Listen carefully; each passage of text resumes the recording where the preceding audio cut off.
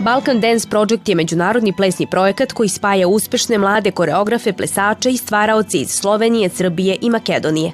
Oni kroz individualne priče istražuju zajedničko iskustvo življenja na prostoru Balkana.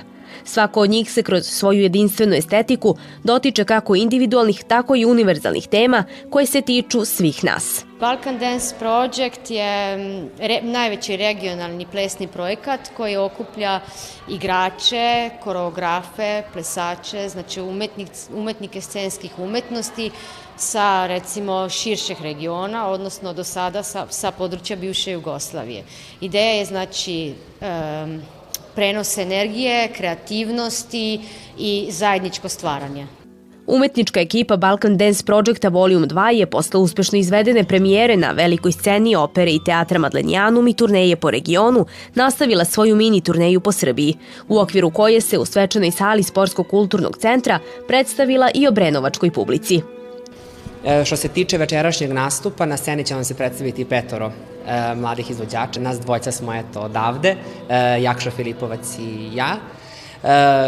Dakle, predstava se sastoji iz 2 koreografska pisa, dakle 2 potpuno različita stvaralačka nagona, tako da kažem, dakle 2 potpuno različita koreografa, Igor Kirov, makedonski koreograf i trenutno direktor HNK u Splitu, i Aleksandar Saša Ilić i Natalija Ivanjec koji su radili drugi čin, Saša Ilić koji je direktor, dakle, Profesionalnog udruženja baleta Srbije.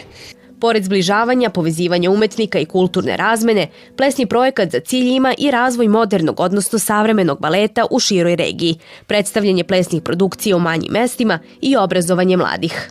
Mislim da je oko 6-7 nedelja je trajao proces, vrlo naporan, dakle po 10 do 12 sati u sali. Mislim da je to zaista nadprosečno za nekoga ko radi projekat tako kratko, ali opet sa druge strane jako smo zadovoljni rezultatom i baš onako smo jedva čekali da dođemo u Obrenovac, upravo zbog toga što znamo da obrenovačka publika ceni plesne predstave i znamo da imamo razvijenu plesnu kulturu ovde, s obzirom na to da imamo i folklorno društvo i 2 baletska studija.